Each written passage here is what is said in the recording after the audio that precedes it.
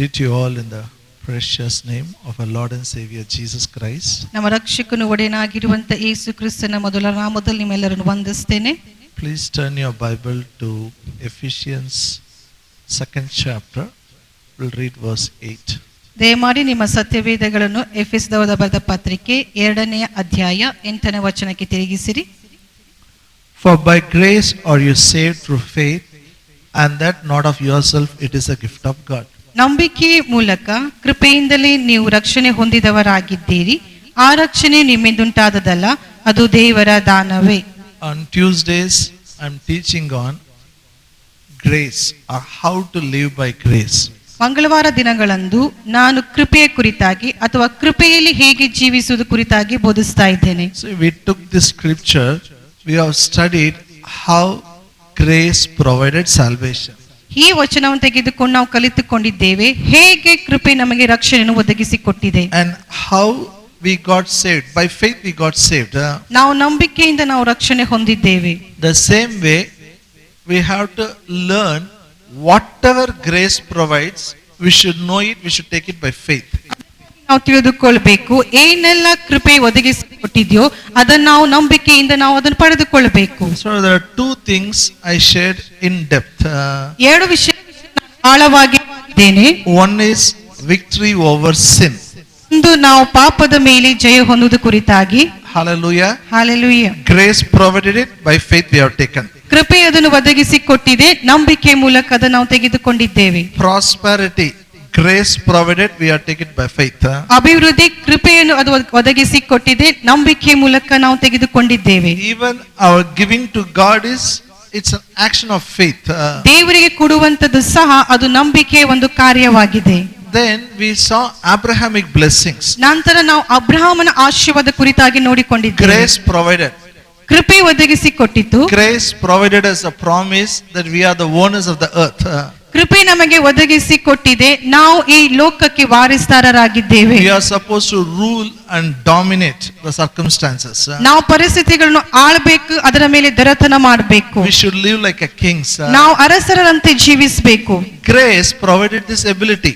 ಈ ಕೃಪೆ ಈ ಸಾಮರ್ಥ್ಯವನ್ನು ಒದಗಿಸಿದೆ.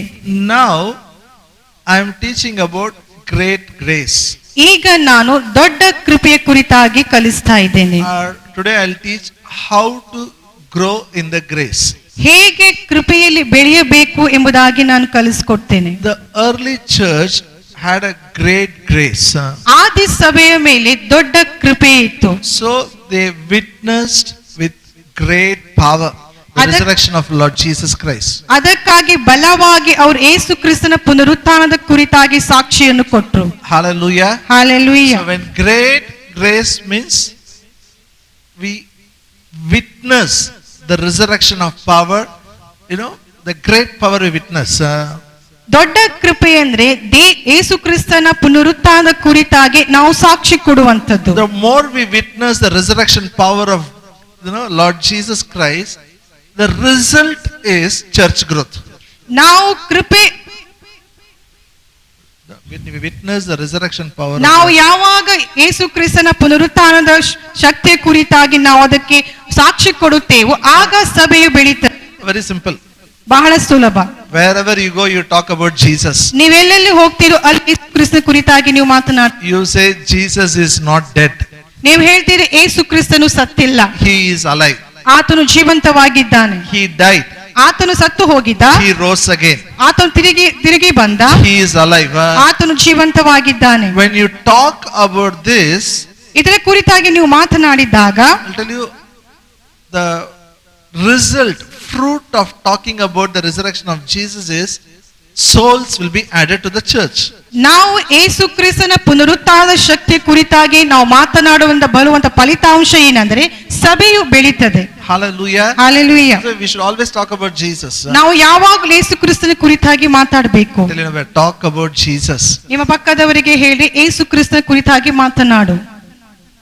Tell your neighbor, don't let me tell your neighbor. ನಮಗೆ ಹೇಳ್ಬೇಡಿ, ನಿಮ್ಮ ಪಕ್ಕದವರಿಗೆ ಹೇಳ್ರಿ. We should not feel shy to talk about Jesus. ಯೇಸು ಕ್ರಿಸ್ತನ ಕುರಿತಾಗಿ ಮಾತನಾಡುವುದಕ್ಕಾಗಿ ನಾವು ನಾಚಿಕೆ ಪಡಬಾರದು. People are not ashamed of sin. ಜನರು ಪಾಪದ ಕುರಿತಾಗಿ ನಾಚಿಕೆ ಪಡ್ತಾ ಇಲ್ಲ. Sinning boldly they do it. ಪಾಪ ಮಾಡುವಂತದ್ದು ಅವ್ರ ಧೈರ್ಯದಿಂದ ಮಾಡ್ತಾ ಇದ್ದಾರೆ. Hallelujah. Hallelujah. We are helping them by talking about Jesus. ನಾವು ಯೇಸು ಕ್ರಿಸ್ತನ ಕುರಿತಾಗಿ ಮಾತನಾಡುವ ಮೂಲಕ ಅವರಿಗೆ ನಾವು ಸಹಾಯ ಮಾಡ್ತಾ ಇದ್ದೇವೆ. That grace and witnessing goes together. ಈ ಸಾಕ್ಷಿ ಕೊಡುವಂತದ್ದು ಮತ್ತು ಕೃಪೆ ಇದು ಜೊತೆ ಜೊತೆಯಾಗಿ ಹೋಗ್ತದೆ. The person who has a grace of God cannot keep quiet. ಯಾರ ಮೇಲೆ ದೇವರ ಕೃಪೆ ಇದೆಯೋ ಆ ಮನುಷ್ಯನು ಸುಮ್ಮನೆ ಕೂತ್ಕೊಳ್ಳಿಕ್ಕೆ ಆಗುವುದಿಲ್ಲ. Because on him the presence of God is there. ಆತನ ಮೇಲೆ ದೇವರ ಪ್ರಸನ್ನತೆ ಇದೆ. Is favor. ಕೃಪೆಗೆ ಇರುವಂತ ಇನ್ನೊಂದು ಶಬ್ದ ದಯೆ ಆಗಿದೆ. Hallelujah. Favor, grace and there it is same. ಎಲ್ಲೆಲ್ಲೂ ಕೃಪೆ ಅಥವಾ ದಯೆ ಇದೆಯೋ ಅದು ಒಂದೇ ಆಗಿದೆ. Hallelujah. Hallelujah. So we have seen how the favor of God works. ಹೇಗೆ ದೇವರ ದಯೆ ಕಾರ್ಯ ಮಾಡ್ತದೆ ಎಂಬುದಾಗಿ ನೋಡಿಕೊಂಡಿದ್ದೇವೆ. We saw from the Bible when the whole world was sinning, Noah found grace in the sight of the Lord. ನಾವು ನೋಡಿಕೊಂಡಿದ್ದೇವೆ ಇಡೀ ಲೋಕವು ಪಾಪದಲ್ಲಿ ಇರುವಾಗ ನೋಹನಿಗೆ ದೇವರ ಕೃಪೆ ದೊರಕಿತು. He found grace in the sight of the Lord. ಆತನು ದೇವರ ದೃಷ್ಟಿಯಲ್ಲಿ ಕೃಪೆಯನ್ನು ಹೊಂದಿಕೊಂಡನು. And Noah responded. ಮತ್ತು ನೋಹ ಅದಕ್ಕೆ ಪ್ರತಿಕ್ರಿಯೆ ಮಾಡಿದ.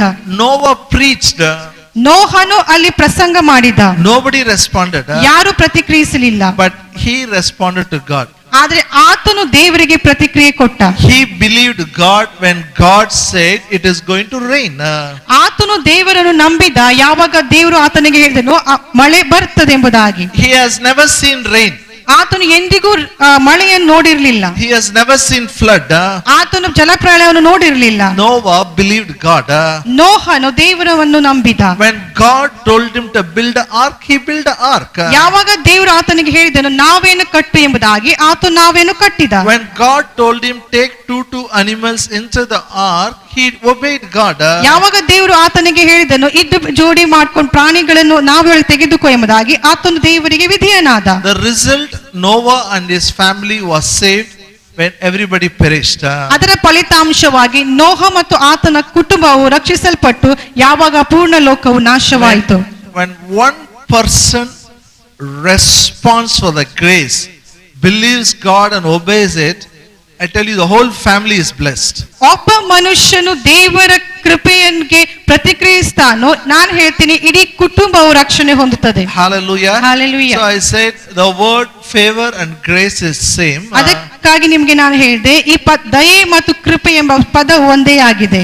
From favor comes the word favorite. ದಯೆ ಎಂಬ ಶಬ್ದದಿಂದಲೇ ದೇವರಿಗೆ ಅಚ್ಚುಮೆಚ್ಚಾದ ಫೇವರೇಟ್ ಎಂಬ ಪದವು ಬರ್ತದೆ. God is not a partial God. ದೇವರು ಪಕ್ಷಪಾತಿ ಅಲ್ಲ. But he has favorites. ಆದ್ರೆ ಆತನಿಗೆ ಫೇವರೇಟ್ಗಳು ಎಂಬುದಾಗಿದ್ದಾರೆ. Okay, one more time we'll read the scripture. Luke 1:28. ನಾವು ಇನ್ನೊಂದು ಬಾರಿ ವಚನವನ್ನು ಓದಿಕೊಳ್ಳುವ. ಲೂಕ 1ನೇ ಅಧ್ಯಾಯ Luke 28 28ನೇ ವಚನ. Mary highly favored. ಅಲ್ಲಿ ದೇವದೂತನು ಬಂದು ಮರಿಯಳಿಗೆ ಹೇಳ್ತಾನೆ ನೀನು ಅಪಾರ ದಯೆ ಹೊಂದಿದವಳು ಎಂಬುದಾಗಿ. Luke 1:28. ಲೂಕ 1ನೇ ಅಧ್ಯಾಯ 28ನೇ ವಚನ.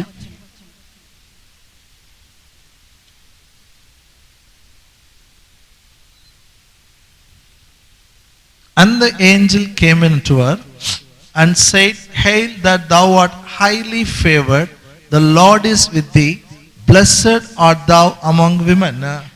ಆ ದೂತನು ಆಕೆಗೆ ಅಪಾರ ದಯೆ ಹೊಂದಿದವಳೆ ನಿನಗೆ ವಂದನೆ, ಕರ್ತನು ನಿನ್ನೊಂದಿಗಿದ್ದಾನೆ, ಸ್ತ್ರೀಯರಲ್ಲಿ ನೀನು ಧನ್ಯಳೆ ಎಂದು ಹೇಳಿದನು. Hallelujah. Hallelujah. Here the angel told Mary, you are highly favored.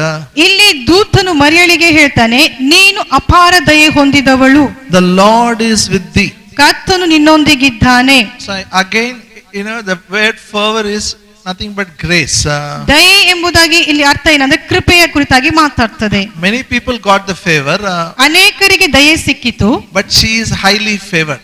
ಆದ್ರೆ ಆಕೆಯು ಅಪಾರ ದಯೆ ಹೊಂದಿದವಳಾಗಿದ್ದಾಳೆ. I am highly favored. The Lord is with me. ನನ್ನ ಹಿಂದೆ ಹೇಳ್ರಿ, ನಾನು ಅಪಾರ ದಯೆ ಹೊಂದಿದವಳು, ಕರ್ತನು ನನ್ನೊಂದಿಗಿದ್ದಾನೆ. What a wonderful, grace on her to carry the savior of the whole earth. ಆಕೆಗೆ ಎಷ್ಟು ದೊಡ್ಡ ಕೃಪೆ ದೊರಕಿದೆ, ಲೋಕದ ಉದ್ಧಾರಕನನ್ನು ಆಕೆ ಹೊತ್ತುಕೊಂಡುತ್ತಿದ್ದಾಳೆ. Hallelujah. When grace is there, God is with you. ಯಾವಾಗ ಕೃಪೆ ಇದೆಯೋ ದೇವರು ನಿಮ್ಮ ಸಂಗಡ ಇದ್ದಾನೆ. And God is with you, only success, no defeat. ಯಾವಾಗ ದೇವರು ನಿಮ್ಮ ಸಂಗಡ ಇದ್ದಾನೋ ಕೇವಲ ಯಶಸ್ಸು, ನಿಮಗೆ ಸೋಲು ಇಲ್ಲ. And again, if you read verse 30, ನೀವು 30ನೇ ವಚನವನ್ನು ಓದಿಕೊಂಡ್ರೆ, and the angel said unto her, Fear not, Mary, for thou hast found favor with God. ಆ ದೂತನು ಆಕೆಗೆ, ಮರಿಯಳೇ ಹೆದರಬೇಡ, ಯಾಕೆಂದರೆ ನೀನು ದೇವರ ದಯೆಯನ್ನು ಹೊಂದಿದ್ದಿ. Thou hast found favor with God. ನಿನಗೆ ದೇವರ ದೃಷ್ಟಿಯಲ್ಲಿ ದಯೆ ಸಿಕ್ಕಿದೆ. She has found favor with God. ಆಕೆಯು ದೇವರ ದೃಷ್ಟಿಯಲ್ಲಿ ದಯೆಯನ್ನು ಪಡೆದುಕೊಂಡಿದ್ದಾಳೆ. Literally, if I make it still simple, she has found grace in the sight of the Lord. ಬಹಳ ಸುಲಭವಾದ ಸರಳ ಭಾಷೆಯಲ್ಲಿ ಹೇಳುವುದಾದ್ರೆ, ಆಕೆಯು ದೇವರ ದೃಷ್ಟಿಯಲ್ಲಿ ಕೃಪೆಯನ್ನು ಪಡೆದುಕೊಂಡಿದ್ದಾಳೆ. When people see the grace of God in you, they will wonder. ಜನರು ನಿಮ್ಮ ಮೇಲೆ ದೇವರ ಕೃಪೆಯನ್ನು ನೋಡಿದಾಗ ಅವರು ಆಶ್ಚರ್ಯ ಪಡ್ತಾರೆ. This will happen. ಇದು ಆಗ್ತದೆ. ಇದು ಯಾವಾಗ ಆಗ್ತದೋ, what is the secret of your? ಆಗ ಅವರು ಕೇಳ್ತಾರೆ, ನಿಮ್ಮ ಯಶಸ್ವಿನ ಕಾರಣ ಏನು? Surely they will appreciate you. ಖಂಡಿತವಾಗಿ ಅವರು ನಿಮಗೆ ಪ್ರಶಂಸೆಯನ್ನು ಕೊಡ್ತಾರೆ. Now I am teaching you how to grow in grace. ನಾನು ಈಗ ನಿಮಗೆ ಕಲಿಸ್ತೀನಿ ಹೇಗೆ ಕೃಪೆಯಲ್ಲಿ ಬೆಳೆಯುವುದು. When people find grace, when they wonder, when they ask you what is the secret, what reply we will give? ಯಾವಾಗ ಜನರು ನಿಮ್ಮ ಮೇಲೆ ದೇವರ ಕೃಪೆ ಇರುವುದನ್ನು ನೋಡ್ತೀರೋ, ಯಾವಾಗ ಅವರು ನಿಮಗೆ ಕೇಳ್ತಾರೆ ನಿಮ್ಮ ಯಶಸ್ವಿನ ಒಂದು ಕಾರಣ ಏನು ಎಂಬುದಾಗಿ, ನಿಮ್ಮ ಉತ್ತರ ಏನಾಗಿರ್ತದೆ? I'll put it like this. ಹೀಗೆ ಹೇಳ್ತೇನೆ ನಾನು. We have found the grace of God. ನಾವು ದೇವರ ದೃಷ್ಟಿಯಲ್ಲಿ ಕೃಪೆಯನ್ನು ಹೊಂದಿದ್ದೇವೆ. We do some things which you have never done before. ನಾವು ಎಂತ ಕೆಲಸ ಮಾಡ್ತೀವಿ ಅಂದ್ರೆ ಮುಂಚೆ ಯಾರು ಅದನ್ನು ಮಾಡಿರಲಿಲ್ಲ. So many things we'll do. ನಾವು ಅನೇಕ ಸಂಗತಿಗಳನ್ನು ಮಾಡ್ತೇವೆ. When we do so many things, ನಾವು ಅನೇಕ ಸಂಗತಿಗಳನ್ನು ಮಾಡಿದಾಗ people around us will wonder. ನಮ್ಮ ಸುತ್ತಲಿರುವ ಜನರು ಆಶ್ಚರ್ಯ ಪಡ್ತಾರೆ. You agree what I'm saying? ನಾ ಹೇಳೋದನ್ನು ನೀವು ಒಪ್ಪಿಕೊಳ್ತೀರಾ? We know we are able to do this because we found the grace. ನಮಗೆ ಗೊತ್ತು ನಾವು ಇದು ಮಾಡ್ಲಿಕ್ಕೆ ಸಾಧ್ಯವಾಯಿತು, ಯಾಕಂದ್ರೆ ದೇವರ ದೃಷ್ಟಿಯಲ್ಲಿ ನಾವು ಕೃಪೆ ಹೊಂದಿದ್ದೇವೆ. They will not know it. ಅವರಿಗೆ ಅದು ಗೊತ್ತಾಗುವುದಿಲ್ಲ. All they know is you are doing something wonderful. ಅವರಿಗೆ ಒಂದೇ ಗೊತ್ತು, ನೀವು ಬಹಳ ಆಶ್ಚರ್ಯವಾದ ಅದ್ಭುತವಾದನ್ನು ಮಾಡ್ತಾ ಇದ್ದೀರಿ. They will come to you. Surely they will ask. ನಿಶ್ಚಯವಾಗಿ ನಿಮ್ಮ ಬಳಿಗೆ ಬರ್ತಾರೆ, ನಿಮಗೆ ಕೇಳ್ತಾರೆ. The best way to excel in the grace of God is ದೇವರ ಕೃಪೆಯಲ್ಲಿ ಇನ್ನೂ ಉತ್ತಮವಾಗಿರುವಂತ ಒಂದು ಮಾರ್ಗ ಯಾವುದಂದ್ರೆ, never take credit. ಯಾವಾಗಲೂ ಆ ಒಂದು ಪ್ರಶಂಸೆಯನ್ನು ನೀವು ತೆಗೆದುಕೊಳ್ಳಬಾರದು. You should not tell it is my talent. ನೀವು ಹೇಳ್ಬಾರ್ದು ಅದು ನನ್ನ ತಾಲಾಂತ ಆಗಿದೆ, It is because of my education. ನನ್ನ ಅದು ವಿದ್ಯಾಭ್ಯಾಸದಿಂದ ಆಗಿದೆ, It is because of my experience. ಅದು ನನ್ನ ಅನುಭವದಿಂದ ಆಗಿದೆ, It is because of my brain. ಅದು ನನ್ನ ಮೆದುಳಿನ ಕಾರಣವಾಗಿದೆ. Hello.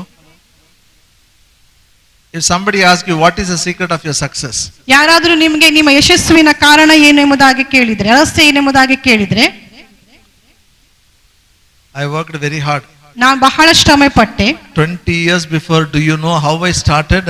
20 ವರ್ಷದ ಹಿಂದೆ ನಿಮಗೆ ಗೊತ್ತಾ ನಾನು ಹೇಗೆ ಪ್ರಾರಂಭಿಸಿದೆ? Everybody tells their own story. ಅವರೆಲ್ಲರ ಹಳೆ ಕಥೆಗಳು ಹೇಳ್ತಾರೆ.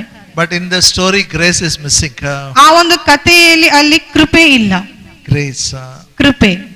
Even we should not tell because I prayed hours together, because of prayer only it is happening. ಇದನ್ನು ಸಹ ನೀವು ಹೇಳಬಾರದು, ನಾನು ಗಂಟೆಗಟ್ಟಲೆ ಪ್ರಾರ್ಥನೆ ಮಾಡಿದರಿಂದಲೇ ಇದಾಯಿತು ಎಂಬುದಾಗಿ. If you say because of my prayer it has happened, the credit goes to whom?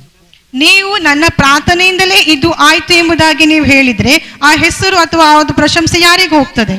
To God or for your prayer life? ನಿಮಗ ಅಥವಾ ದೇವರಿಗ?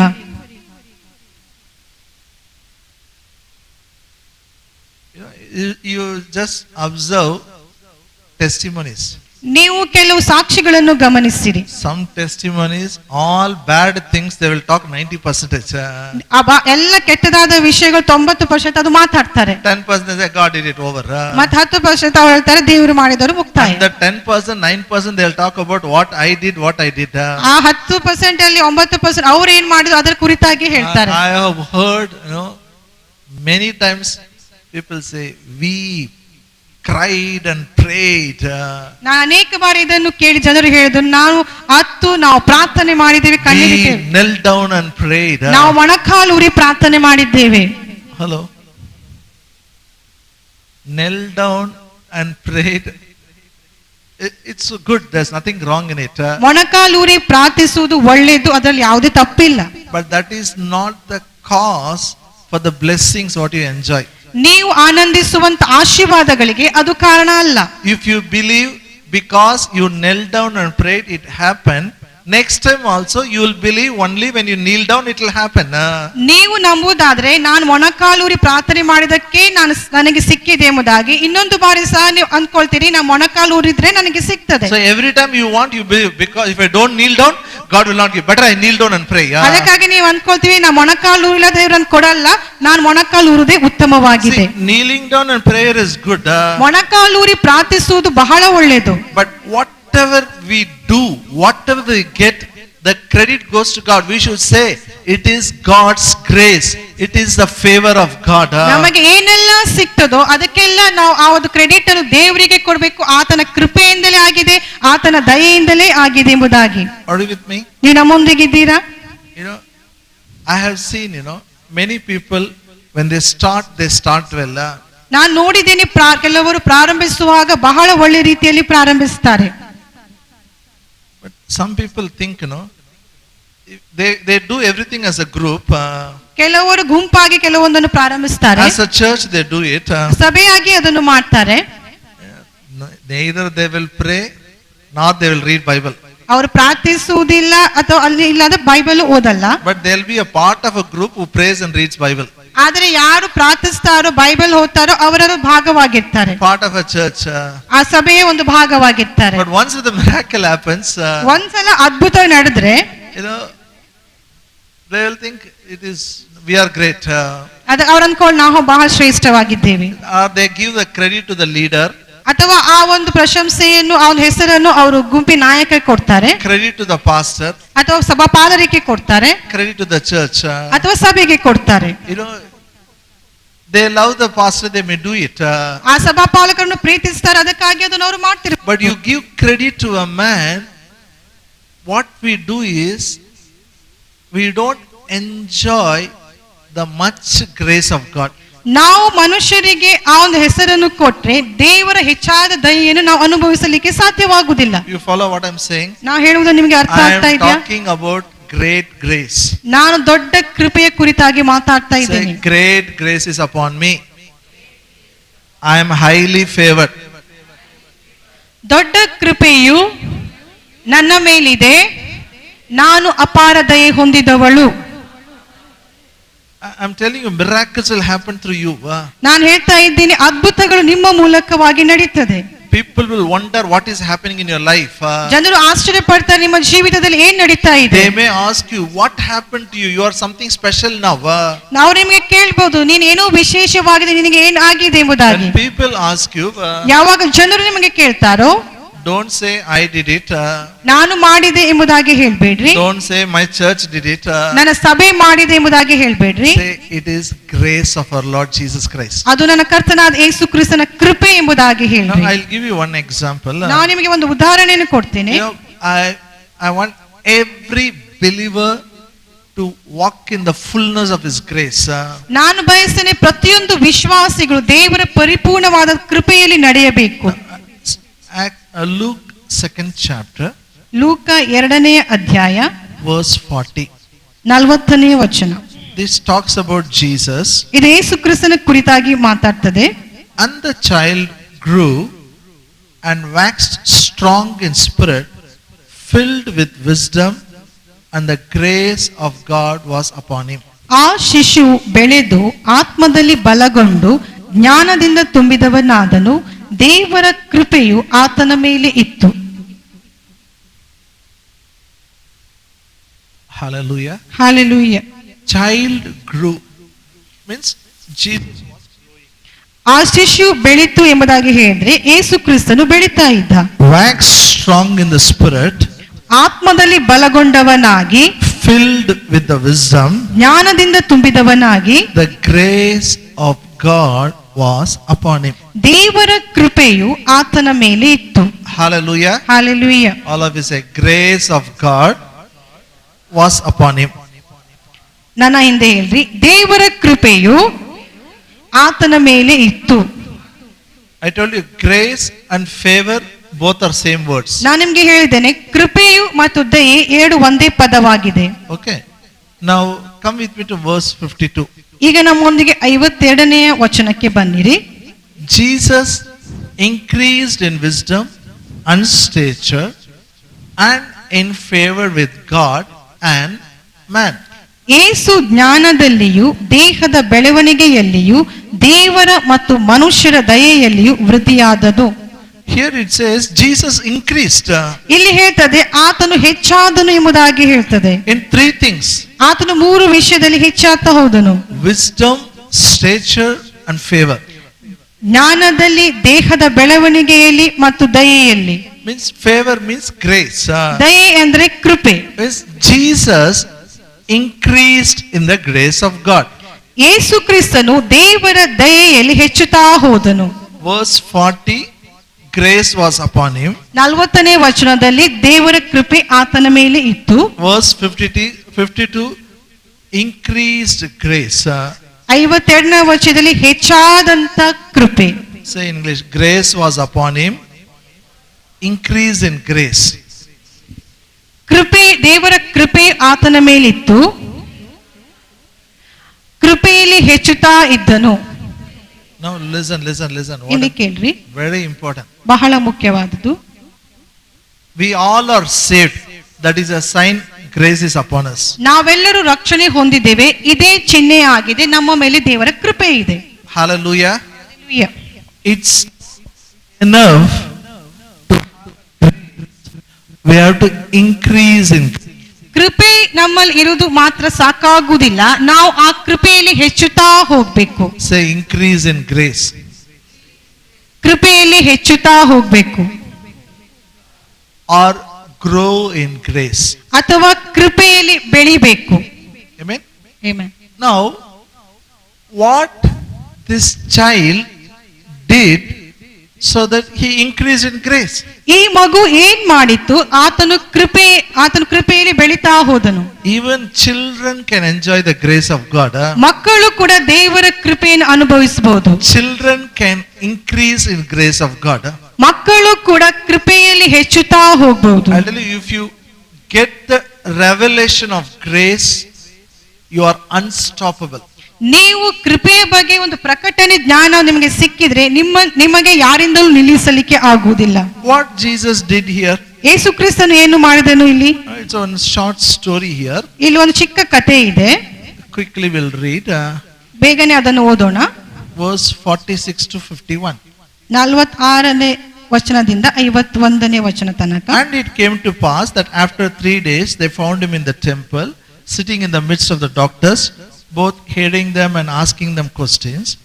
And all that heard him were astonished at his understanding and answers.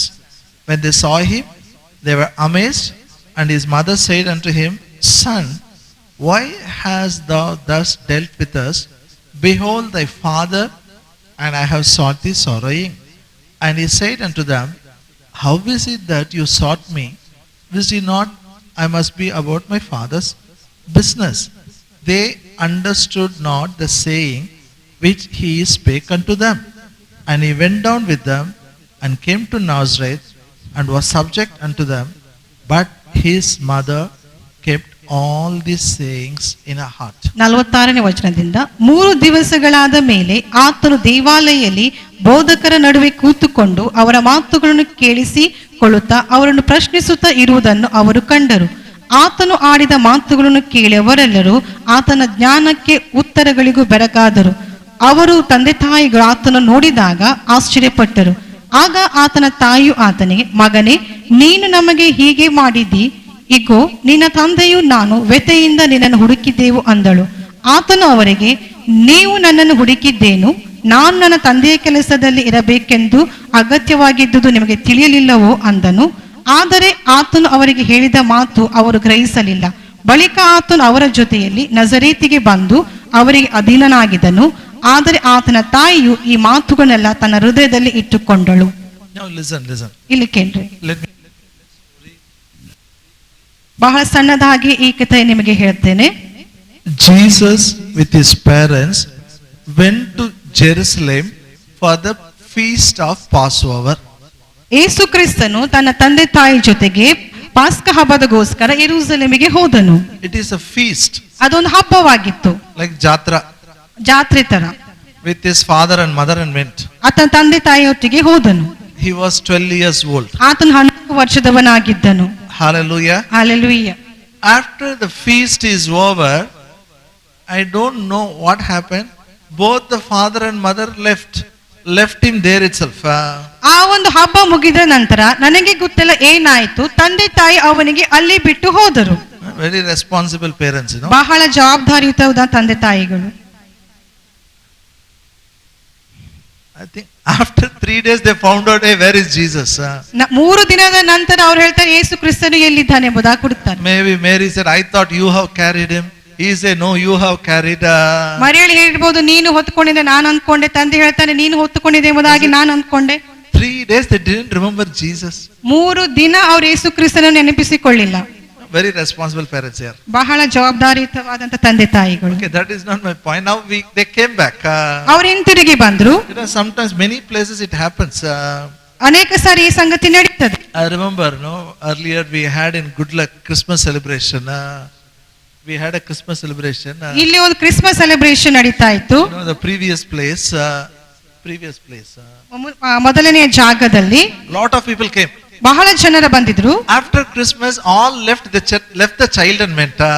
ಆ ಒಂದು celebration ನಂತರ ಎಲ್ಲರೂ ಹೋದ್ರು, ಆ ಮಗುವನ್ನು ಅಲ್ಲಿ ಬಿಟ್ಟು ಹೋದ್ರು. I don't know what to do. A small baby. ಬಹಳ ಚಿಕ್ಕ ಮಗು, ಏನ್ ಮಾಡ್ಬೇಕು ನನಗೆ ಗೊತ್ತಾಗಿಲ್ಲ. The baby is clear. Says exactly from where she has come. The girl is very clear from where she has come. ಆ ಮಗು ಗೊತ್ತಿತ್ತು ಸ್ಪಷ್ಟವಾಗಿ ಆಕೆ ಎಲ್ಲಿಂದ ಬಂದಿದ್ದಳು. That girl knows father's name and mother's name. ಆ ಮಗುವಿಗೆ ತಂದೆ ತಾಯಿ ಹೆಸರು ಗೊತ್ತಿತ್ತು. By the time the parents came, ಅಷ್ಟರೊಳಗೆ ತಂದೆ ತಾಯಿ ಬಂದ್ರು. it happens in marriage. I was in recently one marriage. They left the son and came somewhere. ಮದುವೆಗಳಲ್ಲಿ ಸಹ ಹಾಗೆ ನಡೀತದೆ. ಒಂದು ದಿನ ಮದುವೆಯಲ್ಲಿ ತಂದೆ ತಾಯಿ ಮಗುವನ್ನು ಬಿಟ್ಟು ಹೋದ್ರು. Like this Mary Joseph left. ಹಾಗೆ ಈ ಯೋಸೆಫ ಮತ್ತು ಮರಿಯಳು ಅವನನ್ನು ಬಿಟ್ಟರು. But when they came back, ಅವರು ಹಿಂತಿರುಗಿ ಬಂದಾಗ 12 years boy talking with the scholars about the Bible. 12 ವರ್ಷದ ಹುಡುಗನ್ನು ವಿದ್ವಾಂಸರೊಂದಿಗೆ ಕೂತುಕೊಂಡು ಆತನು ಮಾತುಕತೆ ನಡೆಸ್ತಾ ಇದ್ದಾನೆ. People were surprised to see his wisdom. ಜನರು ಆತನ ಜ್ಞಾನವನ್ನು ನೋಡಿ ಬೆರಗಾದರು. But parents were so worried. ಆದ್ರೆ ತಂದೆ ತಾಯಿಗಳಿಗೆ ಬಹಳ ಚಿಂತೆಯಾಗಿತ್ತು. They said, why are you here? Why you didn't come with us? ನೀನ್ ಯಾಕೆ ಇಲ್ಲಿದ್ದೆ, ಯಾಕೆ ನಮ್ಮೊಂದಿಗೆ ಬಂದಿಲ್ಲ? And he says, you know what purpose I have born. ನಿಮ್ಗೆ ಗೊತ್ತಲ್ವಾ ನಾನು ಯಾವ ಉದ್ದೇಶಕ್ಕಾಗಿ ಹೋಗಿದ್ದೆ. Still what reply Jesus giving is not entering their head. ಯೇಸು ಕ್ರಿಸ್ತನು ಕೊಟ್ಟಂತ ಉತ್ತರವು ಅವರ ತಲೆಯೊಳಗೆ ಹೋಗ್ಲಿಲ್ಲ. The father and mother didn't understand what he is telling. ಅಪ್ಪ ಅಮ್ಮನಿಗೆ ಆತನು ಹೇಳಿದ ಅವನಿಗೆ ಅರ್ಥ ಆಗ್ಲಿಲ್ಲ. Bible says, ಸತ್ಯವೇದ ಹೇಳ್ತದೆ, he didn't argue with them. ಆತನು ಅವರೊಂದಿಗೆ ವಾದ ಮಾಡಲಿಲ್ಲ. Even though they were wrong, still he obeyed them. ಅವರು ತಪ್ಪು ಮಾಡಿದರೂ ಸಹ ಯೇಸು ಕ್ರಿಸ್ತನು ಅವರಿಗೆ ವಿಧೇಯನಾದನು. Hello. Some children ask me what to do. My father says do it. I don't want to do. ಕೆಲವು ಮಕ್ಕಳು ಹೇಳ್ತಾರೆ, ತಂದೆ ತಾಯಿ ಮಾಡು ಅಂತ ಹೇಳ್ತಾರೆ, ನನಗೆ ಮಾಡ್ಲಿಕ್ಕೆ ಇಷ್ಟ ಇಲ್ಲ. If they don't understand, no problem. ಅವರಿಗೆ ಅರ್ಥ ಆಗುದಿಲ್ಲ ಆದ್ರೂ ಪರವಾಗಿಲ್ಲ, you do it. ನೀವು ಅದನ್ನು ಮಾಡ್ರಿ. That's what Jesus did. ಅದನ್ನೇ ಯೇಸು ಕ್ರಿಸ್ತನು ಮಾಡಿದನು. But ಆದ್ರೆ the result is grace of God increased in him. ಅದರ ಫಲಿತಾಂಶವಾಗಿ ದೇವರ ಕೃಪೆಯು ನಿಮ್ಮಲ್ಲಿ ಹೆಚ್ಚುತ್ತಾ ಹೋಗ್ತದೆ. Now come with me to 1 Peter 5th chapter. ನಮ್ಮೊಂದಿಗೆ 1ನೇ ಪೇತ್ರ 5ನೇ ಅಧ್ಯಾಯಕ್ಕೆ ಬನ್ರಿ. 1 Peter 5th chapter. 1ನೇ ಪೇತ್ರ 5ನೇ ಅಧ್ಯಾಯ. This 5th chapter Peter writes to the church. ಈ 5ನೇ ಅಧ್ಯಾಯ ಪೇತ್ರನು ಸಭೆಗೆ ಬರಿತಾ ಇದ್ದಾನೆ. First 1 to 4 he writes to the elders in the church. 1ರಿಂದ 4ನೇ ಅಧ್ಯಾಯ ಆತನು ಸಭೆಯ ಹಿರಿಯರಿಗೆ ಬರೀತಾನೆ. And verse 5 onwards he writes to the young people. 5ನೇ ವಚನದಿಂದ ಆತನು ಯೌವನಸ್ಥರಿಗೆ ಬರೀತಾನೆ. We'll read verse 5 and 6. 5ನೇ ಮತ್ತು 6ನೇ ವಚನ ಓದಿಕೊಳ್ಳುವ. Likewise you younger, submit yourself unto the elder. Yeah, all of you subject one to another, be clothed with humility. For God resists the proud, gives grace to the humble. Humble yourself therefore under the mighty hand of God, that he may exalt you in due time. ಅದೇ ರೀತಿಯಾಗಿ ಯೌವನಸ್ಥರೇ ಹಿರಿಯರಿಗೆ ಅಧೀನರಾಗಿರಿ. ನೀವೆಲ್ಲರೂ ದೀನತೆ ಎಂಬ ವಸ್ತ್ರವನ್ನು ಧರಿಸಿಕೊಂಡು ಒಬ್ಬರಿಗೊಬ್ಬರು ಅಧೀನರಾಗಿರಿ. ದೇವರು ಅಹಂಕಾರಿಗಳನ್ನು ಎದುರಿಸುತ್ತಾನೆ, ದೀನರಿಗಾದರೂ ಕೃಪೆಯನ್ನು ಅನುಗ್ರಹಿಸುತ್ತಾನೆ. ಹೀಗಿರುವುದರಿಂದ ದೇವರ ತ್ರಾಣವುಳ್ಳ ಹಸ್ತದ ಕೆಳಗೆ ನಿಮ್ಮನ್ನು ತಗ್ಗಿಸಿಕೊಳ್ಳಿರಿ. ಆತನು ತಕ್ಕ ಕಾಲದಲ್ಲಿ ನಿಮ್ಮನ್ನು ಮೇಲಕ್ಕೆ ತರುವನು. ಇಲ್ಲಿ ನೋಡ್ರಿ, verse 1 to 4 talks to us. 1ರಿಂದ 4ನೇ ವಚನ ಸಭೆ ಹಿರಿಯರಿಗೆ ಮಾತಾಡ್ತಾನೆ. How they should feed the sheep. ಹೇಗೆ ಆ ಕುರಿಗಳಿಗೆ ಅವರು ಉಣ್ಣಿಸಬೇಕು. How they should take care of young people. ಅವರು ಯೌವನಸ್ಥ ಮಕ್ಕಳ ಹೇಗೆ ಅದು ಕಾಳಜಿ ವಹಿಸಬೇಕು. Then verse 5 says, you young people submit yourself to the elders. 5ನೇ ವಚನ ಆತನು ಹೇಳ್ತಾನೆ, ಯೌವನಸ್ಥರೇ ನಿಮ್ಮ ಹಿರಿಯರಿಗೆ ಅಧೀನರಾಗಿರ್ರಿ. Subject one to another. ಒಬ್ಬರಿಗೊಬ್ಬರು ಅಧೀನರಾಗಿರ್ರಿ. Be clothed with humility. ದೀನತೆ ಎಂಬ ವಸ್ತ್ರವನ್ನು ಧರಿಸಿಕೊಳ್ಳಿರಿ. God resists the proud, gives grace to the humble. ದೇವರು ಅಹಂಕಾರಿಗಳನ್ನು ಎದುರಿಸುತ್ತಾನೆ, ದೀನರಿಗಾದರೂ ಕೃಪೆಯನ್ನು ಅನುಗ್ರಹಿಸುತ್ತಾನೆ. Say, God resists the proud and gives grace to the humble. ನನ್ನ ಹಿಂದೆ ಹೇಳ್ರಿ, ದೇವರು ಅಹಂಕಾರಿಗಳನ್ನು ಎದುರಿಸುತ್ತಾನೆ, ದೀನರಿಗಾದರೂ ಕೃಪೆಯನ್ನು ಅನುಗ್ರಹಿಸುತ್ತಾನೆ. They are supposed to do.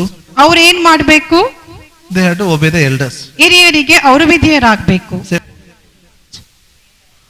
ಹಿರಿಯರಿಗೆ ವಿಧೇಯರಾಗಿರಿ. What happens when you obey? ನೀವು ವಿಧೇಯರಾದಾಗ ಏನಾಗ್ತದೆ? Grace. ಕೃಪೆ. Grace. ಕೃಪೆ. When you obey the elders, ನೀವು ಹಿರಿಯರಿಗೆ ವಿಧೇಯರಾದಾಗ, you know what you are doing? ನೀವೇನ್ ಮಾಡ್ತಾ ಇದ್ದೀರಿ ನಿಮ್ಗೆ ಗೊತ್ತಾ? You are not obeying man. ನೀವು ಮನುಷ್ಯರಿಗೆ ವಿಧೇಯರಾಗ್ತಾ ಇಲ್ಲ. You know, verse 6 says, humble yourself therefore under the mighty hand of God, in the due time he will exalt you. ದೇವರ ತ್ರಾಣವುಳ್ಳ ಹಸ್ತದ ಕೆಳಗೆ ನಿಮ್ಮನ್ನು ತಗ್ಗಿಸಿಕೊಳ್ಳಿರಿ, ಆತನು ತಕ್ಕ ಕಾಲದಲ್ಲಿ ನಿಮ್ಮನ್ನು ಮೇಲಕ್ಕೆ ತರುವನು. There is a power in submission. ನೀವು ವಿಧೇಯರಾಗುವುದರಲ್ಲಿ ಅದರಲ್ಲಿ ಶಕ್ತಿ ಇದೆ. When you obey, ನೀವು ವಿಧೇಯರಾದಾಗ you are coming under the mighty hand of God. ನೀವು ವಿಧೇಯರಾದಾಗ ನೀವು ದೇವರ ಶಕ್ತಿಯುತವಾದಂತ ಹಸ್ತದ ಕೆಳಗೆ ಬರ್ತೀರಿ. That hand of God will lift you up in the due time. ಆ ದೇವರ ಹಸ್ತವು ತಕ್ಕ ಕಾಲದಲ್ಲಿ ನಿಮಗೆ ಮೇಲಕ್ಕೆ ತರ್ತದೆ. Now when you don't obey, what happens? ನೀವು ವಿಧೇಯರ್ ಆಗಿಲ್ಲ ಅಂದ್ರೆ ಏನಾಗ್ತದೆ?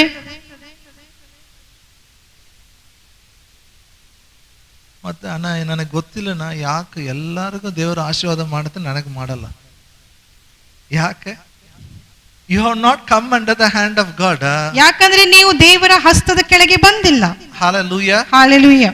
Are you with me? ನೀವು ನಮ್ಮೊಂದಿಗೆ ಇದ್ದೀರಾ? Yes, no, yes, no. ಹೌದಾ ಇಲ್ವಾ? Obey. ವಿಧೇಯರಾಗಿರಿ. No, obedience means it is not, folding hand and bowing in front of them. ವಿಧೇಯರಾಗುವುದಂದ್ರೆ ಕೈ ಕಟ್ಕೊಂಡು ತಲೆ ಬಾಗಿಸಿ ಮನುಷ್ಯರ ಮುಂದೆ ನಿಂತುಕೊಳ್ಳುವಂತದ್ದಲ್ಲ. I always tell people, Saturday afternoon, how many of you are free? ನಾನ್ ಜನರಿಗೆ ಕೇಳ್ತೀನಿ, ಶನಿವಾರ ಮಧ್ಯಾಹ್ನ ಎಷ್ಟು ಜನ free ಆಗಿರ್ತೀರಿ? We tell, no, Saturday fasting prayer come. ನಾವ್ ಹೇಳ್ತೀವಲ್ವಾ, ಶನಿವಾರ ಉಪವಾಸ ಪ್ರಾರ್ಥನೆಗೆ ಬನ್ನಿರಿ. If you are working, I have no objection. ನೀವು ಕೆಲಸ ಮಾಡ್ತಾ ಇದ್ರೆ ನನಗೆ ಯಾವುದು ಅದಕ್ಕೆ ಅದು ಪರವಾಗಿಲ್ಲ. If you are not working, if you don't come, ನೀವು ಕೆಲಸ ಮಾಡ್ತಾ ಇಲ್ಲ ಆದ್ರೂ ನೀವು ಬರ್ತಾ ಇಲ್ಲ ಅಂದ್ರೆ, are you coming under the hand of God? ನೀವು ದೇವರ ಹಸ್ತದ ಕೆಳಗೆ ಬರ್ತಾ ಇದ್ದೀರಾ? Okay, Tuesday evening. ಅದು ಬಿಡ್ರಿ, ಮಂಗಳವಾರ ಸಂಜೆ. Thank God you all found the grace of God. ದೇವರಿಗೆ ಸ್ತೋತ್ರ, ನೀವೆಲ್ಲೋ ದೇವರ ದೃಷ್ಟಿಯಲ್ಲಿ ಕೃಪೆಯನ್ನು You tell ಹೊಂದಿದ್ದೀರಿ. me how many people are free? ನೀವು ಹೇಳ್ರಿ, ಎಷ್ಟು ಜನ ಫ್ರೀ ಆಗಿರ್ತಾರೆ? You know, it may look simple, ಇದು ಬಹಳ ಸರಳವಾಗಿ ಕಾಣಬಹುದು. but when they say no, when they give excuse, that grace which is they're supposed to grow, they are avoiding it. ಯಾವಾಗ ಅವರು ಇಲ್ಲ ಎಂಬುದಾಗಿ ಹೇಳ್ತಾ ಇದ್ದರು, ಯಾವ ಕೃಪೆಯಲ್ಲಿ ಅವರು ಬೆಳೆಯಬೇಕಾಗಿತ್ತು ಅದನ್ನು ಅವರು ಕಳ್ಕೊಳ್ತಾ ಇದ್ದಾರೆ. It's not only coming to church. ಇದು ಕೇವಲ ಸಭೆಗೆ ಬರುವುದು ಮಾತ್ರ ಅಲ್ಲ. I am a pastor. ನಾನು ಸಭಾಪಾಲಕನಾಗಿದ್ದೇನೆ. I pastor a church. ನಾನು ಒಂದು ಸಭೆಯನ್ನು ಪಾಲಿಸ್ತಾ ಇದ್ದೇನೆ. You can ask my wife. ನೀವು ನನ್ನ ಹೆಂಡತಿಯನ್ನು ಕೇಳಬಹುದು. Even today, if my pastor calls, I will just leave everything and go. ಇವತ್ತಿಗೂ ಕೂಡ ನನ್ನ ಸಭಾಪಾಲಕು ನನಗೆ ಕರೆದ್ರೆ ಎಲ್ಲವನ್ನು ಬಿಟ್ಟು ಇವತ್ತಿಗೂ ನಾನು ಹೋಗ್ತೀನಿ. One day I finished my 4 days meeting and came. ಒಂದು ದಿನ ನಾನು 4 ದಿನದ ನನ್ನ ಮೀಟಿಂಗ್ ಅನ್ನು ಮುಗಿಸ್ಕೊಂಡು ಹಿಂತಿರುಗಿ ಬಂದಿದ್ದೆ. My pastor called me and said, my assistant is coming. Can you go with him to Kolhapura? ನನ್ನ ಸಭಾಪಾಲಕರು ಕಾಲ್ ಮಾಡಿ, ನನ್ನ ಅಸಿಸ್ಟೆಂಟ್ ಬರ್ತಾ ಇದ್ದಾರೆ, ನೀನು ಹೋಗಿ ಅವನು ಕರ್ಕೊಂಡು ಬರ್ಬೋದಾ? I have a Tuesday service. ನನಗೆ ಮಂಗಳವಾರ ಒಂದು ಸಭೆ ಇದೆ. I just went. ನಾನು ಹೋದೆ. I can't say no to him. ನನಗೆ ಅವರಿಗೆ ಇಲ್ಲ ಎಂಬುದಾಗಿ ಹೇಳಿಕ್ಕೆ ಆಗುದಿಲ್ಲ. I never said no. I can't say no. ನಾನು ಎಂದಿಗೂ ಅವರಿಗೆ ಇಲ್ಲ ಅಂತ ಹೇಳಿಲ್ಲ, ಅದು ಹೇಳಕ್ಕೂ ನನಗೆ When ಆಗುವುದಿಲ್ಲ. I attended there also, I never said no. ಯಾವಾಗ ನಾನು ಅಲ್ಲಿ ಹೋಗ್ತಾ ಇದ್ದೆ ಅಲ್ಲಿ ಸಹ ನಾನು ಇಲ್ಲ ಎಂಬುದಾಗಿ ಅವರಿಗೆ ಹೇಳಿಲ್ಲ. Even today, when he says conference is there, come. Forget about all. Even if I not given a date for meeting, I'll postpone a meeting. I'll make sure I will go. I'll attend. ಇವತ್ತಿಗೂ ಕೂಡ ಆತ ಯಾವುದೇ ಕಾನ್ಫರೆನ್ಸ್ಗೆ ಬಾ ಎಂಬುದಾಗಿ ಹೇಳಿದ್ರೆ ಆ ದಿನ ನನಗೆ ಮೀಟಿಂಗ್ ಇದ್ದರೂ ಕೂಡ ಅದು ಮುಂದಕ್ಕೆ ಹಾಗೆ ಯಾವುದೇ ಕಾರಣಕ್ಕೂ ನಾನು ಅಲ್ಲಿ ಹೋಗುವುದನ್ನು ಬಿಡುವುದಿಲ್ಲ. It is not that, maybe few things I may know better than him. ಕೆಲವು ವಿಷಯಗಳಲ್ಲಿ ಅವರಿಗಿಂತ ನನಗೆ ಗೊತ್ತಿರಬಹುದು ಹೆಚ್ಚಾಗಿ. Maybe God may take you to many places more than him. God may take you to many places. ಅವರಿಗಿಂತ ಹೆಚ್ಚಾದ ಸ್ಥಳಗಳಿಗೆ ದೇವರು ನನ್ನನ್ನು ಕೂಡ ತೆಗೆದುಕೊಂಡು ಹೋಗಬಹುದು. But I believe there is a power in submission. ನಾನು ನಂಬ್ತೇನೆ ವಿಧೇಯರಾಗುವುದರಲ್ಲಿ ಅದರಲ್ಲೊಂದು ಶಕ್ತಿ ಇದೆ. I have decided to grow in the grace of the Lord. ನಾನು ನಿರ್ಧಾರ ಮಾಡಿದ್ದೇನೆ ದೇವರ ಕೃಪೆಯಲ್ಲಿ ಬೆಳೆಯುವುದಕ್ಕಾಗಿ, ಹೆಚ್ಚುವುದಕ್ಕಾಗಿ. Even Ramabana, whenever he calls, immediately I'll go. ಹಾಗೆ ರಾಮಬಾಬು ಅಣ್ಣ ನಂಗೆ ಯಾವಾಗ ಕರೀತಾರೋ ನಾನು ತಕ್ಷಣವೇ ಅಲ್ಲಿ ಹೋಗ್ತೀನಿ. Because there is a power in submission. ಯಾಕಂದ್ರೆ ವಿಧೇಯರಾಗುವುದರಲ್ಲಿ ಅದೊಂದು ಶಕ್ತಿ When ಇದೆ. you come under the elder, you are coming under the mighty hand of God. In the due time, God will exalt you. ಯಾವಾಗ ನೀವು ಹಿರಿಯರ ಕೆಳಗಡೆ ಬರ್ತೀರೋ ನೀವು ದೇವರ ಹಸ್ತದ ಕೆಳಗೆ ಬರ್ತೀರಿ, ದೇವರು ತಕ್ಕ ಕಾಲದಲ್ಲಿ ನಿಮಗೆ ಮೇಲಕ್ಕೆ ತೆಗೆದುಕೊಂಡು ಬರ್ತಾನೆ. Come with me to Gospel of John. ನಮ್ಮೊಂದಿಗೆ ಯೋಹಾನ ಸುವಾರ್ತೆಗೆ ಬನ್ರಿ. First chapter, 1ನೇ ಅಧ್ಯಾಯ, verse 14. 14ನೇ ವಚನ. Gospel of John, first chapter, verse 14. Again it is about Jesus. ಯೋಹಾನ ಸುವಾರ್ತೆ 1ನೇ ಅಧ್ಯಾಯ 4ನೇ ವಚನಕ್ಕೆ ಬನ್ನಿ. ತಿರುಗಿ ಅದು ಯೇಸು ಕ್ರಿಸ್ತನ ಕುರಿತಾಗಿ ಮಾತಾಡ್ತದೆ. Verse 14. ಕ್ಷಮಿಸ್ರಿ, 14ನೇ ವಚನ. The word was made flesh, dwelt among us. We beheld his glory, glory as of only begotten of the Father, full of grace and truth. ಇದಲ್ಲದೆ ಆ ವಾಕ್ಯವಾಗಿರುವ ಆತನು ಶರೀರಧಾರಿಯಾಗಿ ಕೃಪೆಯಿಂದಲೂ ಸತ್ಯದಿಂದಲೂ ತುಂಬಿ ನಮ್ಮ ಮಧ್ಯದಲ್ಲಿ ವಾಸ ಮಾಡಿದನು. ತಂದೆಯಿಂದ ಹುಟ್ಟಿದ ಒಬ್ಬನೇ ಮಗನ ಮಹಿಮೆಯಿಂದ ನಾವು ಆತನ ಮಹಿಮೆಯನ್ನು ನೋಡಿದ್ದೆವು. It's in truth.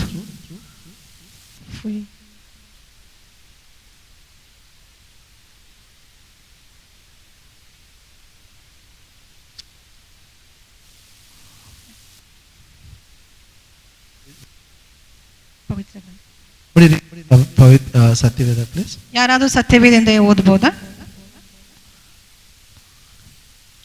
ಯೋಹಾನ ಸುವಾರ್ತೆ 1ನೇ ಅಧ್ಯಾಯ 14ನೇ ವಚನ.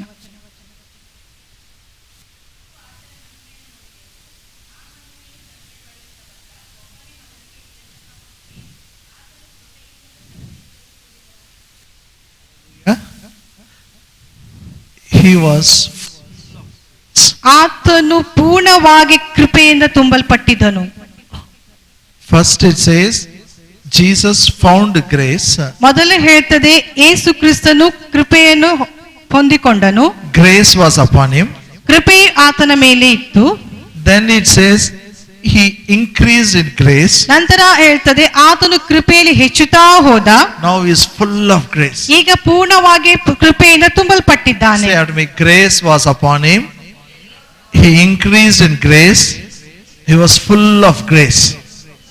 ನನ್ನ ಹಿಂದೆ ಹೇಳ್ರಿ, ಆತನ ಮೇಲೆ ದೇವರ ಕೃಪೆ ಇತ್ತು,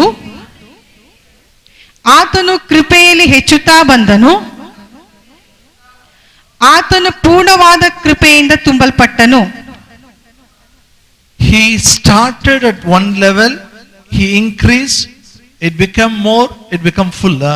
ಆತನು ಒಂದು ಹಂತದಿಂದ ಪ್ರಾರಂಭಿಸಿದ, ಅದು ಹೆಚ್ಚುತ್ತಾ ಹೋಯಿತು, ಅದು ಪೂರ್ಣವಾಯಿತು. And verse 16 it says, 16ನೇ ವಚನದಲ್ಲಿ ಹೇಳ್ತದೆ, and of his fullness have we all received grace for grace.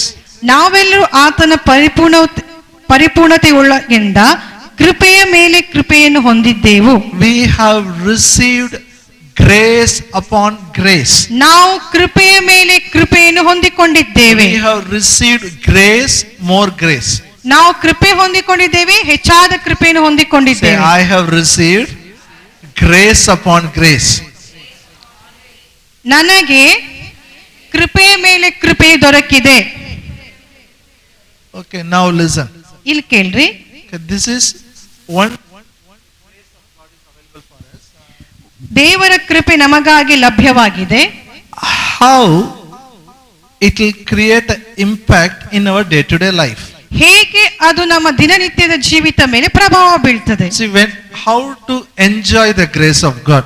ಹೇಗೆ ದೇವರ ಕೃಪೆಯನ್ನು ಆನಂದಿಸುವುದು. We all have a grace. ನಮ್ಮ ಎಲ್ಲರಿಗೆ ದೇವರ ಕೃಪೆ ಇದೆ. We all have weakness also. ನಮ್ಮಲ್ಲಿ ಕೆಲವು ಬಲಹೀನತೆಗಳು ಕೂಡ ಇದೆ. We all face problems. ನಾವು ಎಲ್ಲರೂ ಸಮಸ್ಯೆಗಳನ್ನು ಎದುರಿಸ್ತೇವೆ. Where God says, my grace is sufficient for you. My strength will make you perfect in your weakness. ನನ್ನ ಕೃಪೆ ನಿಮಗೆ ಸಾಕು, ನಿನ್ನ ಬಲಹೀನತೆಯಲ್ಲಿ ನನ್ನ ಬಲವು ನಿಮಗೆ ಪೂರ್ಣಗೊಳಿಸುತ್ತದೆ. Now tell me, okay, what is it, one thing which you find it difficult? ಯಾವುದಾದ್ರು ಒಂದು ವಿಷಯ ಹೇಳಿ, ಯಾವುದು ನಿಮಗೆ ಬಹಳ ಕಷ್ಟ ಅನಿಸ್ತದೆ. Hello. For example, ಉದಾಹರಣೆಗಾಗಿ you ask the children who are studying, ಯಾರು ವಿದ್ಯಾಭ್ಯಾಸ ಮಾಡ್ತಾ ಇದ್ರು ಅವ್ರಿಗೆ ಕೇಳ್ರಿ, tell them which subject is difficult. ಯಾವ ಸಬ್ಜೆಕ್ಟ್ ನಿಮಗೆ ತುಂಬಾ ಕಷ್ಟ ಎಂಬುದಾಗಿ ಕೇಳ್ರಿ. You will get they will reply. ಅವರು ಪಕ್ಕ ಅಂತ ಆನ್ಸರ್ ಕೊಡ್ತಾರೆ. Many people in Gulbarga they say Kannada is difficult. ಗುಲ್ಬರ್ಗದ ಅನೇಕರು ಹೇಳ್ತಾರೆ ಕನ್ನಡ ಬಹಳ I ಕಷ್ಟವಾಗಿದೆ. don't understand. Their mother tongue is Kannada. They talk Kannada. But Kannada is difficult. ಅವರ ಮಾತೃಭಾಷೆ ಕನ್ನಡವಾಗಿದೆ, ಅವ್ರು ಕನ್ನಡದಲ್ಲೇ ಮಾತಾಡ್ತಾರೆ, ಆದ್ರೆ ಕನ್ನಡ ಅವರಿಗೆ ಕಷ್ಟ. You understand? Some people say no, maths is difficult. ಕೆಲವರು ಹೇಳ್ತಾರೆ ನನಗೆ ಮ್ಯಾಥ್ಸ್ ತುಂಬಾ ಕಷ್ಟ Some ಆಗಿದೆ. people say English is difficult. ಕೆಲವರು ಹೇಳ್ತಾರೆ ಇಂಗ್ಲಿಷ್ ಬಹಳ ಕಷ್ಟ. Some people say my job, it's difficult. ಕೆಲವರು ಹೇಳ್ತಾರೆ ನನ್ನ ಕೆಲಸ ಬಹಳ My ಕಷ್ಟಕರವಾದದ್ದು, business is difficult. ನನ್ನ ವ್ಯಾಪಾರ ಬಹಳ ಕಷ್ಟವಾದದ್ದು. I find family, managing this relationship, it's very difficult. ಕುಟುಂಬದಲ್ಲಿ ಸಂಬಂಧಗಳನ್ನು ನೋಡಿಕೊಳ್ಳುವಂತ ನನಗೆ ಬಹಳ ಕಷ್ಟ ಎನಿಸ್ತದೆ. Are you here? ನೀವಿಲ್ಲಿದ್ದೀರಾ? Wherever it is difficult, ಎಲ್ಲೆಲ್ಲೂ ಅದು ಕಷ್ಟ ಎನಿಸ್ತದೋ the grace will help. ಅದು ಕೃಪೆ ನಿಮಗೆ ಸಹಾಯ ಮಾಡ್ತದೆ. Wherever you said I worked hard, I am tired. ಎಲ್ಲಿ ನೀವು ಹೇಳ್ತೀನ ಬಹಳ ಕಷ್ಟಪಟ್ಟೆ ನನಗೆ ಸುಸ್ತಾಯ್ತು. Some people tell me when we do counseling, ಎಲ್ಲ ಆಯ್ತು ಎಲ್ಲ ಮಾಡಿಬಿಟ್ಟು ನೋಡಿ, ಪ್ರೇಯರ್ ಆಯ್ತು, ಎಲ್ಲ ಆಯ್ತು, ಈಗ ಏನಿಲ್ಲ, everything over. I say wait. ಎಲ್ಲ ಮುಗೀತು ಅಂತ ನಾ ಹೇಳ್ತೇನೆ, ಇಲ್ಲ ಸ್ವಲ್ಪ ಇರು. You have to understand how the grace helps. ನೀವು ಅರ್ಥ ಮಾಡಿಕೊಳ್ಬೇಕು ಹೇಗೆ ಕೃಪೆ ಸಹಾಯ ಮಾಡ್ತದೆ. If you are tired worked so hard, so difficult, so tired. ನೀವು ಕೆಲಸ ಮಾಡಿ ನಿಮಗೆ ಬಹಳ ಸುಸ್ತಾಗಿದೆ, ನೀವು ಬೇಸತ್ತು ಹೋಗಿದ್ದೀರಿ ಅಂದ್ರೆ For you only Jesus said. ನಿಮಗಾಗಿ ಯೇಸು ಕ್ರಿಸ್ತನು ಹೇಳಿದನು. Matthew 10th chapter. ಮತ್ತಾಯ 10ನೇ ಅಧ್ಯಾಯ Matthew 11th chapter. ಕ್ಷಮಿಸ್ರಿ, ಮತ್ತಾಯ 11ನೇ ಅಧ್ಯಾಯ verse 28 28ನೇ ವಚನ to 30. 28ರಿಂದ 30ನೇ ವಚನ. Come unto me, all ye that labor and are heavy laden, I will give you rest. Take my yoke upon you, learn of me, for I am meek and lowly in heart. You shall find rest unto your soul, for my yoke is easy, my burden is light. ಎಲೆ ಕಷ್ಟಪಡುವವರೇ, ಹೊರೆ ಹೊತ್ತುವವರೇ, ನೀವೆಲ್ಲರೂ ನನ್ನ ಬಳಿಗೆ ಬನ್ನಿರಿ, ನಾನು ನಿಮಗೆ ವಿಶ್ರಾಂತಿ ಕೊಡುವೆನು. ನಾನು ಸಾತ್ವಿಕನು, ದೀನ ಮನಸ್ಸುಳ್ಳವನು ಆಗಿರುವುದರಿಂದ ನನ್ನ ನೊಗವನ್ನು ನಿಮ್ಮ ಮೇಲೆ ತೆಗೆದುಕೊಂಡು ನನ್ನಲ್ಲಿ ಕಲಿತುಕೊಳ್ಳಿರಿ, ಆಗ ನಿಮ್ಮ ಆತ್ಮಗಳಿಗೆ ವಿಶ್ರಾಂತಿ ಸಿಕ್ಕುವುದು. ಯಾಕೆಂದರೆ ನನ್ನ ನಗು ಮೃದುವಾದದ್ದು, ನನ್ನ ಹೊರೆಯಂಥದ್ದು. Wherever you find it difficult, Jesus will make it easy and light. ಎಲ್ಲೆಲ್ಲೂ ನಿಮಗೆ ಅದು ಕಷ್ಟಕರ ಎಂಬುದಾಗಿ ನಿಮಗೆ ಅನಿಸ್ತದೋ ಅಲ್ಲೆಲ್ಲ ದೇವರು ಅದನ್ನು ಸರಳವಾಗಿ ಸುಲಭವಾಗಿ ಅದನ್ನು ಮಾಡ್ತಾನೆ. My hardest challenge, my Jesus makes it easy and light. ನನ್ನ ಕಷ್ಟವಾದಂತ ಸವಾಲುಗಳನ್ನು ನನ್ನ ಯೇಸು ನನಗಾಗಿ ಸರಳವಾಗಿ ಸುಲಭವಾಗಿ ಮಾಡುತ್ತಾನೆ. ಇಲ್ಲಿ ನೋಡ್ರಿ, I am teaching about grace, okay? ನಾನು ಕೃಪೆ ಕುರಿತಾಗಿ ಕಲಿಸ್ತಾ ಇದ್ದೇನೆ. How hardest challenge makes easy and light. ಹೇಗೆ ಕಷ್ಟವಾದಂತ ಸವಾಲುಗಳನ್ನು ಯೇಸು ಕ್ರಿಸ್ತನು ಸರಳವಾಗಿ ಸುಲಭವಾಗಿ ಮಾಡ್ತಾನೆ. How life is difficult for everybody. ಜೀವಿತವು ಕಷ್ಟಕರವಾಗಿದೆ ಎಲ್ಲರಿಗೆ. But for us, Jesus makes easy and light. ನಮಗೋಸ್ಕರ ಯೇಸು ಕ್ರಿಸ್ತನು ಸುಲಭವಾಗಿ ಸರಳವಾಗಿ ಮಾಡ್ತಾನೆ. Say easy and light. ಸರಳ ಮತ್ತು ಸುಲಭ. Look here. ಇಲ್ಲಿ ನೋಡ್ರಿ. Do you want the grace of God to help you? ನಿಮಗೆ ಬೇಕಾ ದೇವರ ಕೃಪೆ ನಿಮಗೆ ಸಹಾಯ ಮಾಡುವುದು? Do you want to grow in the grace? ನೀವು ಕೃಪೆಯಲ್ಲಿ ಬೆಳೆಯುವುದಕ್ಕೆ ಬಯಸ್ತೀರಾ? The secret is, Jesus, you come to me, learn from me. ಅದಕ್ಕೆ ರಹಸ್ಯ ಏನಂದ್ರೆ ಯೇಸು ಕ್ರಿಸ್ತ ನನ್ನ ಬಳಿಗೆ ಬನ್ನಿರಿ, ನನ್ನಿಂದ ಕಲಿತುಕೊಳ್ಳಿರಿ. Take my yoke upon you and learn of me. ನನ್ನ ನೊಗವನ್ನು ನಿಮ್ಮ ಮೇಲೆ ತೆಗೆದುಕೊಂಡು ನನ್ನಿಂದ ಕಲಿಯಿರಿ. Look here. ಇಲ್ಲಿ ಕೇಳ್ರಿ. They use us for plowing the field. ಈ ದಿನಗಳಲ್ಲಿ ಟ್ರ್ಯಾಕ್ಟರ್ಗಳು ಉಪಯೋಗಿಸ್ತಾರೆ ಹೊಲವನ್ನು ನೆಗೆಯು. Okay, now in those days they were using oxen to plow the field. ಆ ದಿನಗಳನ್ನು ಅವ್ರ ಹೋರಿಗಳನ್ನು ಅವರು ಉಪಯೋಗಿಸ್ತಾ ಇದ್ರು ಆ ಕೆಲಸಕ್ಕಾಗಿ. ಎತ್ತುಗಳನ್ನು ಉಪಯೋಗಿಸ್ತಾ ಇದ್ರು. They used ox. ಎತ್ತುಗಳನ್ನು ಉಪಯೋಗಿಸ್ತಾ ಇದ್ರು. At least have you seen old pictures? ಹಳೆ ಮೂವೀಸ್ಗಳನ್ನ ಅಥವಾ ಚಿತ್ರಗಳನ್ನು ನೋಡಿದ್ದೀರಾ? Yes, no. But in only Gulbarga I see they use one ox for plowing the field.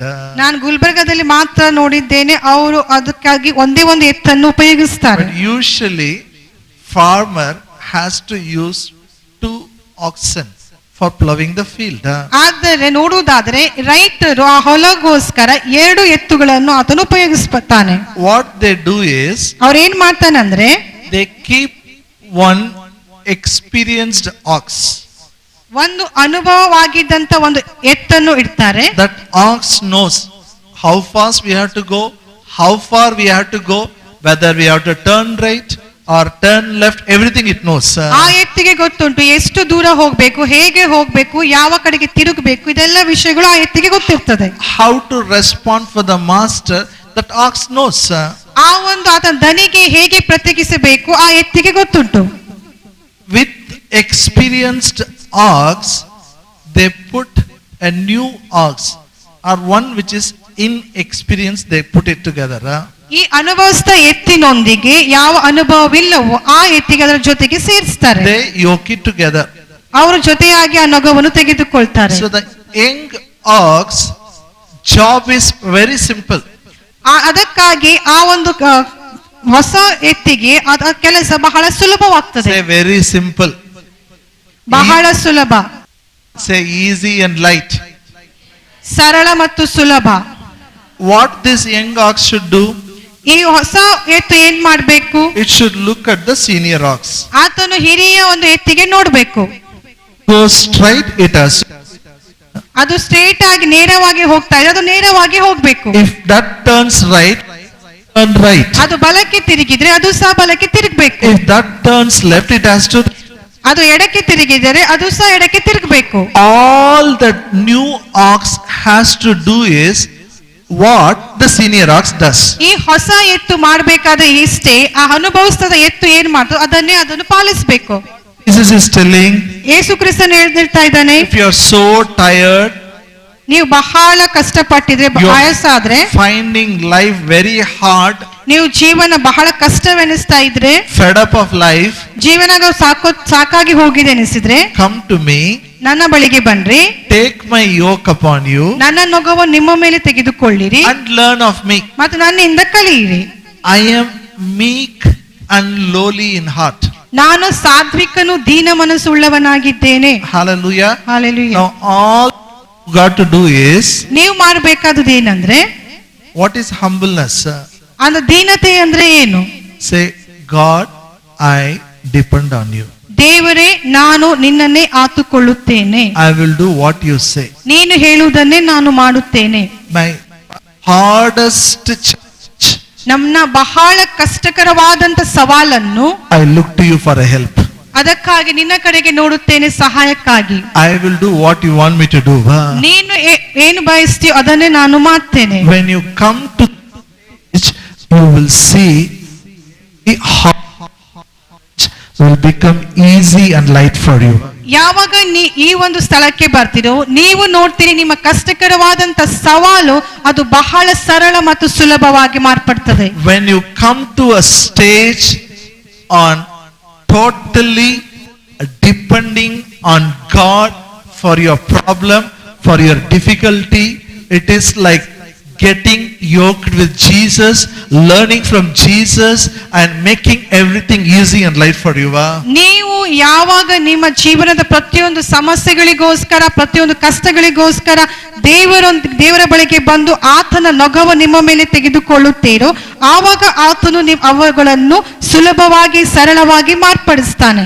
Instead of depending on Jesus, my life I can manage, I can do whatever you want, you can't enjoy the grace, you cannot grow in the grace of the Lord. ಇಲ್ಲಾಂದ್ರೆ ನಾನು ದೇವರ ಮೇಲೆ ಪರಿಣಾಮವಾಗಿ ಆತ್ಕೊಳ್ಳುವುದಿಲ್ಲ, ಇದು ನನ್ನ ಜೀವಿತವಾಗಿದೆ, ನಾನು ಹೇಗಬೇಕು ಹಾಗೆ ಜೀವಿಸ್ತೀನಿ ಎಂಬುದಾಗಿ ನೀವು ನೆನೆಸ್ಕೊಂಡ್ರೆ ನೀವು ಆ ಹೆಚ್ಚಾದ ಕೃಪೆಯಲ್ಲಿ ಹೆಚ್ಚುತ್ತಾ ಹೋಗುವುದಿಲ್ಲ. Hallelujah. Peter is the first apostle. ಪೇತ್ರನು ಮೊದಲನೇ ಅಪೊಸ್ತಲನಾಗಿದ್ದನು. He wrote a letter to the church. ಆತನು ಸಭೆಗೋಸ್ಕರ ಒಂದು ಪತ್ರವನ್ನು ಬರೆದ. And his closing words is very important. ಆತನು ಮುಕ್ತಾಯಗೊಳಿಸುವಂತ ಪದಗಳು ಬಹಳ ಮುಖ್ಯವಾಗಿದೆ. He was about to die. ಆತನು ಸಾಯಲಿಕ್ಕೆ ಇದ್ದ. If somebody writes, says something before death, it's very important. ಯಾರಾದರೂ ಸಾಯಕ್ಕಿಂತ ಮುಂಚೆ ಏನಾದರೂ ಹೇಳ್ತಾನೆ ಅಂದ್ರೆ ಅದು ಬಹಳ ಮುಖ್ಯವಾದದ್ದು. Hallelujah. Hallelujah. So he is cautioning the church. ಆತನು ಸಭೆಗೆ ಎಚ್ಚರಿಕೆ ಕೊಡ್ತಾ ಇದ್ದಾನೆ. Scripture, close it. ಈ ಒಂದು ವಾಕ್ಯವನ್ನು ಓದಿ ನಾನು ಮುಕ್ತಾಯಗೊಳಿಸ್ತೇನೆ. 2 Peter 3rd chapter. ಎರಡನೇ ಪೇತ್ರ 3rd chapter verse 17 and 18. ಎರಡನೇ ಪೇತ್ರ 3ನೇ ಅಧ್ಯಾಯ verse 17 and 18. 17 ಮತ್ತು 18ನೇ ವಚನ. You therefore, beloved, seeing you know these things before, beware lest you also being led away with error of the wicked, fall from your own steadfastness, but grow in grace in the knowledge of our Lord and Savior Jesus Christ. To him be glory both now and forever. Amen. ಆದ ಕಾರಣ ಪ್ರಿಯರೇ, ನೀವು ಈ ಸಂಗತಿಗಳನ್ನು ಮುಂದಾಗಿ ತಿಳಿದುಕೊಂಡಿರುವುದರಿಂದ ಅಧರ್ಮಿಗಳ ಭ್ರಾಂತಿಯ ಸೆಳೆವಿಗೆ ಸಿಕ್ಕಿಕೊಂಡು ನಿಮ್ಮ ಸ್ಥಿರ ಮನಸ್ಸನ್ನು ಬಿಟ್ಟು ಭ್ರಷ್ಟರಾಗದಂತೆ ಎಚ್ಚರಿಕೆಯಾಗಿರಿ. ನೀವು ಕೃಪೆಯಲ್ಲಿಯೂ ನಮ್ಮ ಕರ್ತನು ರಕ್ಷಕನು ಆಗಿರುವ ಯೇಸು ಕ್ರಿಸ್ತನ ವಿಷಯವಾದ ಜ್ಞಾನದಲ್ಲಿಯೂ ಅಭಿವೃದ್ಧಿಯನ್ನು ಹೊಂದುತ್ತಾ ಇರಿ. ಆತನಿಗೆ ಈಗಲೂ ಸದಾಕಾಲವೂ ಸ್ತೋತ್ರ. Amen. He's telling you don't fall away. You don't fall away from your steadfastness. You don't backslide. ನೀವು ಹಿಂಜಾರಿ ಹೋಗುವುದಿಲ್ಲ. But grow in the grace and the knowledge of our Lord and Savior Jesus Christ. ಬದಲಾಗಿ ನೀವು ಯೇಸು ಕ್ರಿಸ್ತನ ಕೃಪೆಯಲ್ಲಿ ಆತನ ಜ್ಞಾನದಲ್ಲಿ ಅಭಿವೃದ್ಧಿ ಹೊಂದುತ್ತಾ ಹೋಗ್ತೀರಿ. He is telling the words of Jesus for the church is grow in the grace of our Lord Jesus Christ. ಆತನು ಸಭೆಗೆ ಕೊಡುವ ಯೇಸು ಕ್ರಿಸ್ತನ ಕೊನೆಯ ಮಾತುಗಳೆಂದರೆ ಯೇಸು ಕ್ರಿಸ್ತನ ಕೃಪೆಯಲ್ಲಿ ನೀವು ಬೆಳೀತಾ ಹೋಗಿರಿ. The grace of our Lord Jesus Christ. ನಾನು ನನ್ನ ಕರ್ತನಾದ ಯೇಸು ಕ್ರಿಸ್ತನ ಕೃಪೆಯಲ್ಲಿ ಬೆಳೆಯುತ್ತಾ ಹೋಗುತ್ತೇನೆ. Listen.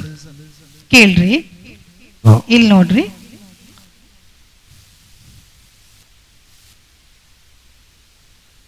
Eight things you will achieve when you grow in the grace of Lord Jesus Christ. ಶ್ರೇಷ್ಠವಾದಂತ ಸಂಗತಿಗಳನ್ನು ನೀವು ಸಾಧಿಸ್ತೀರಿ ಯಾವಾಗ ನೀವು ಕೃಪೆಯಲ್ಲಿ ಹೆಚ್ಚುತ್ತಾ ಹೋಗ್ತೀರಿ. Great impact you will create in this world. You will cause in this world when you grow in the grace of our Lord Jesus Christ. ಯಾವಾಗ ಯೇಸು ಕ್ರಿಸ್ತನ ಕೃಪೆಯಲ್ಲಿ ನೀವು ಬೆಳೀತಾ ಹೋಗ್ತೀರಿ, ನೀವು ಈ ಲೋಕದ ಮೇಲೆ ದೊಡ್ಡ ಪ್ರಭಾವವನ್ನು ಬೀರ್ತೀರಿ. Today, ಇವತ್ತು ಒಂದೇ ಒಂದು ನಿರ್ಧಾರ. Come what may, I will grow in the grace of our Lord Jesus Christ. ಏನೇ ಬರಲಿ ನಾನು ಮಾತ್ರ ನನ್ನ ಕರ್ತನಾದ ಯೇಸು ಕ್ರಿಸ್ತನ ಕೃಪೆಯಲ್ಲಿ ಬೆಳೆಯುತ್ತಾ ಹೋಗುತ್ತೇನೆ. I will grow in the grace of our Lord Jesus. ನನ್ನ ಹಿಂದೆ ಹೇಳ್ರಿ, ನಾನು ನನ್ನ ಕರ್ತನಾದ ಯೇಸು ಕ್ರಿಸ್ತನ ಕೃಪೆಯಲ್ಲಿ ಬೆಳೆಯುತ್ತಾ ಹೋಗುತ್ತೇನೆ. The secret is ರಹಸ್ಯ ಏನಂದ್ರೆ depend on God ದೇವರನ್ನು ಆತುಕೊಳ್ಳಿರಿ and submit yourself to the elders. ನೀವು ಹಿರಿಯರಿಗೆ ವಿಧೇಯರಾಗಿರಿ. Two things will help you to grow of our Lord Jesus Christ.